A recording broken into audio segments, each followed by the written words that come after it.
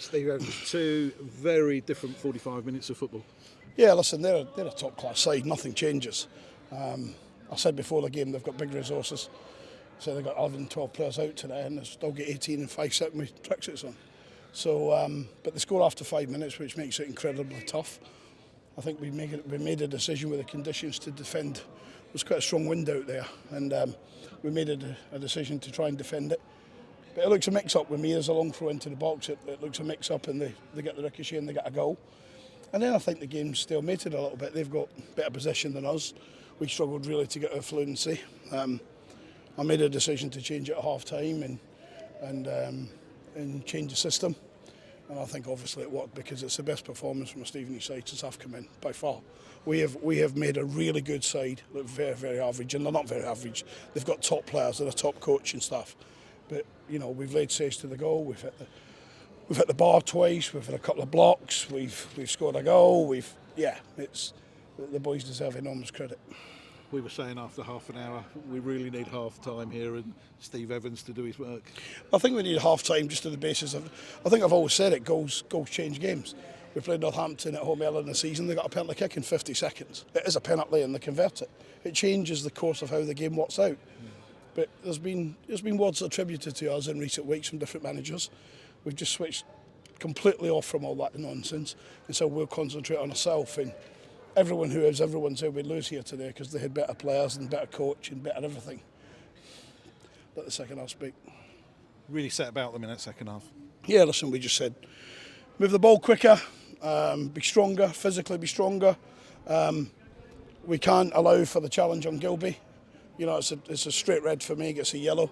The challenge on Carl Piagiani is absolutely disgraceful. One or two around me said they never heard it, never seen it.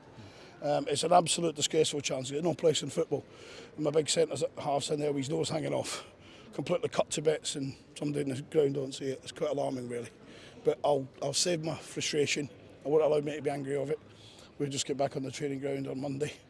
Massive, massive thank you to the travelling supporters who've travelled in big numbers. Quite rightfully, when they're having their half-time pie or half-time cup of tea, they'd have been disappointed. But they probably don't appreciate the conditions and psychologically when you concede an early goal. But I think they'll be getting back in their cars and their supporters, coaches to Stevenage thinking, what a stunning performance in the second half, in which we should win 4. I was just going to say, it speaks volumes for the character of the squad there to come back after that first 45 and put in a second 45 like that. Yeah, and a big shout out to our bench. You know, Terence Van Kooten has not played in, is it 10 weeks, something like that, something like 10 games, and for 65 minutes he's been a big part why we're in the game and why we're driving forward second half. And we bring Michael on and he continues that, but big shout out to Danny Rose. I thought that's the best we've seen Rosie in a couple of months. But he started to look really bright and awake.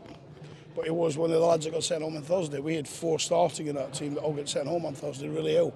So to come and produce performance like that, particularly in the second half, Jordan Roberts being another one.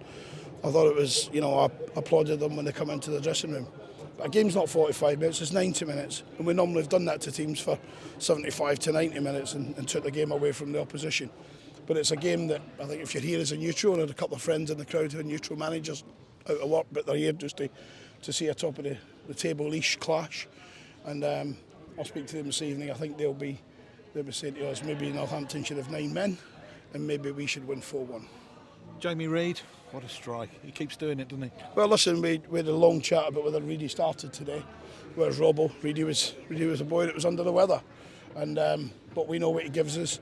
I think he's unlucky not to get 2 today. He's unlucky with a second one that gets, to be fair, Northampton, they've got really good players. It's a great block. And but you know, we'll go away by far the more disappointed side and frustrated. You know, but we've got 8 games left and we've got 8 more battles like we had today.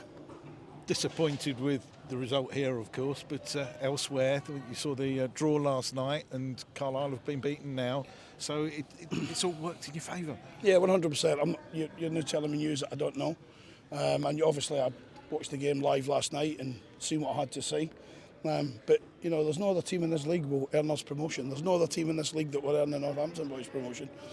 Stevenage Football Club will earn themselves promotion if we're good enough over the season, and I'm sure John Brady thinks the same with Northampton. So we go away. We're certainly frustrated. But the last 2 away games, you know, have been tougher. As you go somewhere like Carlisle, it's always going to be tough.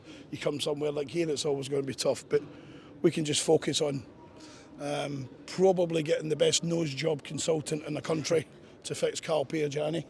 And but I'll now speak to the referee and ask the referee as to how he can deduce that there's no 2 red cards in that game. Thanks for your time.